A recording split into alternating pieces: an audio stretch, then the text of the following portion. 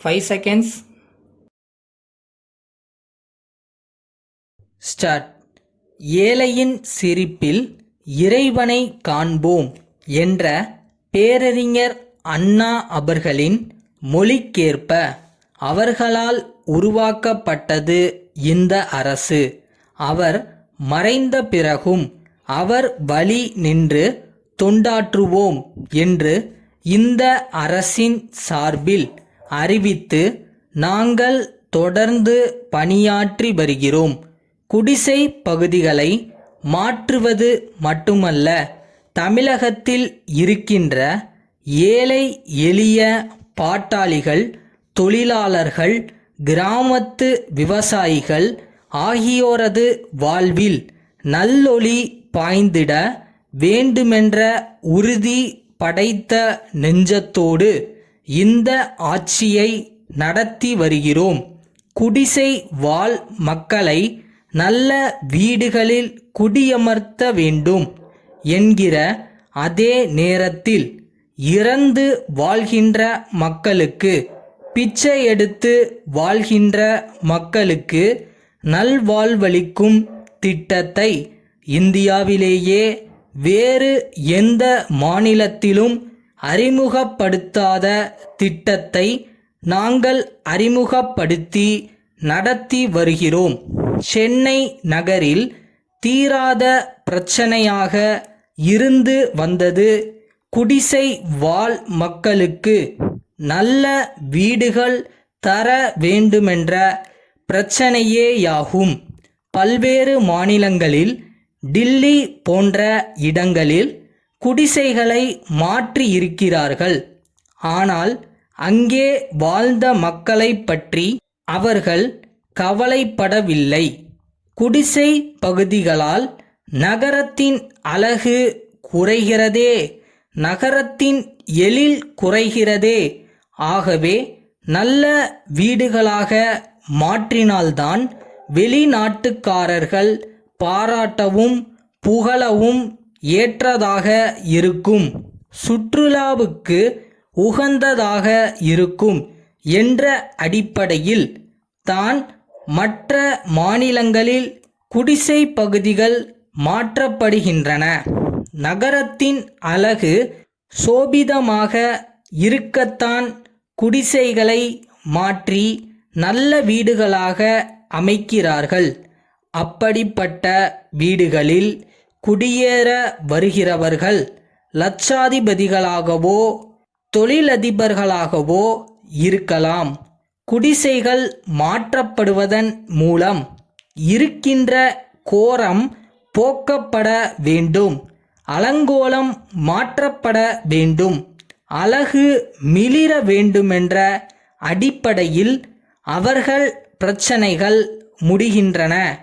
ஆனால் தமிழக அரசு ஏற்படுத்தியிருக்கின்ற இந்த வாரியம் குடிசை பகுதிகளை மட்டும் மாற்ற வேண்டுமென்று கருதவில்லை, அங்கு இருக்கின்ற மக்கள் வாழ்வையே மாற்ற வேண்டுமென்று கருதுகிறது.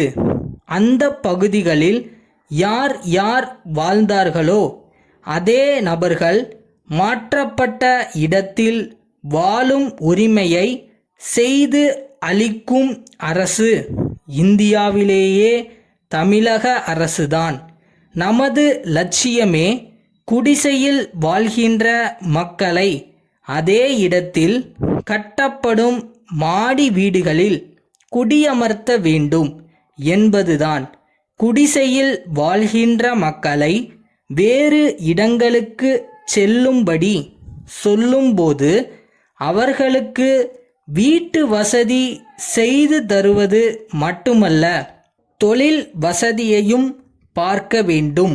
வடக்கு அடையாறு காலனியில் குடியிருக்கிறவர்களை கோட்டூருக்கு பக்கத்தில் குடியிருக்க சொல்கிறோம் என்றால் அவர்களின் தொழில் மற்ற வாழ்க்கை வசதிகள் இந்த பகுதியில் இருக்கும்.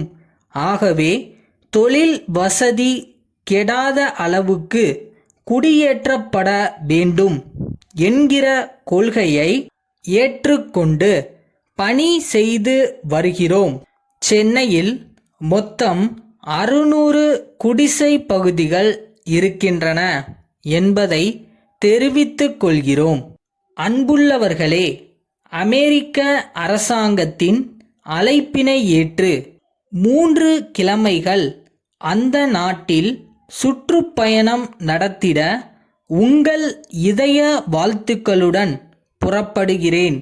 அமெரிக்க நாட்டின் பல்வேறு பகுதிகளில் தொழில் வளம், வேளாண்மை சிறப்பு, அறிவுத்திறன் வளர்க்கும் கல்வி சாதனங்கள் ஆகியவற்றை கண்டறிந்து கருத்து செல்வம் பெற்றிடவும், அந்த நாட்டின் அரசியல் தலைவர்களை சந்தித்து உரையாடிடவும், இந்திய நாட்டின் இனிய பண்பாடுகளை விளக்கிடவும், உலக மக்களின்பால் இந்திய கொண்டுள்ள மனிதாபிமானமிக்க நட்புணர்வுகளை தெளிவாக்கிடவும், தமிழகத்தின் சார்பில் தமிழ் மக்களின் குரலை அமைதியின் அடிப்படையில் ஒலித்திடவும் இந்த பயணத்தை ஏற்றுக்கொள்கிறேன். நான் தமிழகத்தில் இல்லாத இந்த சில வாரங்களில் கட்சி சார்பற்ற முறையில் தமிழகத்தின் அரசியல் பண்பாட்டை காத்திட வேண்டுமென்று கேட்டுக்கொள்கிறேன். எல்லா துறைகளிலும் அமைதி திகழ ஒத்துழைப்பு தர பணிவன்புடன் வேண்டுகிறேன். உங்களையே எண்ணியவாறு இந்த பயணத்தை நடத்துவேன். நீங்கள் எனக்கு துணையிருக்கிறீர்கள் என்ற திட சித்தமுடன் சென்று வருகிறேன். தங்கள் அன்புள்ள